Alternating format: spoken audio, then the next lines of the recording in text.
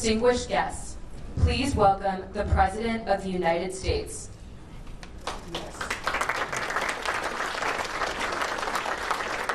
Thank you.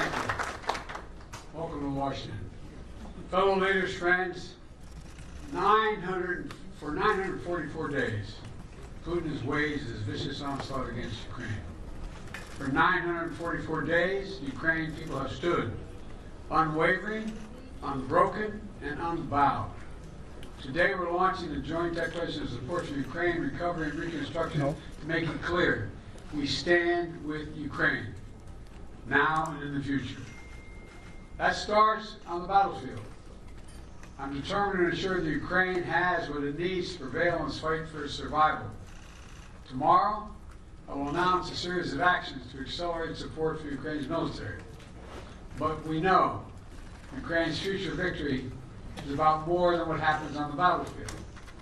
It's also about what Ukrainians do to make the most of a free and independent future, of which so many have sacrificed so much.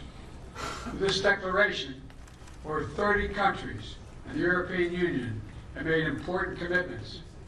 First, as Ukraine continues to make necessary reforms to fight corruption, we're committed to providing Ukraine with the resources it needs to build back stronger than it was before. Folks, it's no secret, Russian attacks have caused significant damage to Ukraine. And less well known is the story of Ukraine's economic resilience. Ukraine's GDP is stable and actually growing. Ukraine's defense industry, forged in the fire, is 6 times larger than it was a year ago. Ukraine is now exporting almost as much grain as it did before the war, feeding people and the world once again.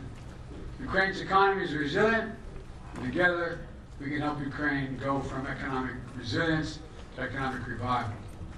Second, we commit to hold Russia accountable for the damage it has caused. This builds on a historic effort by the G7. Back in 2022, 2 days after Russia's invasion, members of the G7 and the EU worked together to freeze $280 billion in Russian central bank funds outside of Russia. This summer, at the G7, the United States and our partners reached a decision to unlock $50 billion from the proceeds of those frozen assets to put that money to work for Ukraine as it rebuilds and recovers its economy.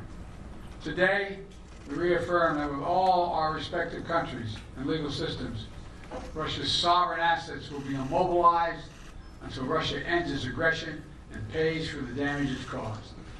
Finally, we're committed to coordinate closely through efforts like the Ukraine Donor Platform, so we can make sure that each dollar goes as far as possible, reinforcing one another instead of duplicating work. Let me close with this. This war has shown the Ukrainians can do anything they set their minds to. Today, we show the Ukrainians you're not alone. You're not alone in this fight. You're not alone in the reconstruction that comes after. Ukrainian people have fought and died to win a future of freedom and independence. Mr. President, we all stand by your side to help Ukraine make the most of it. Thank you all very much.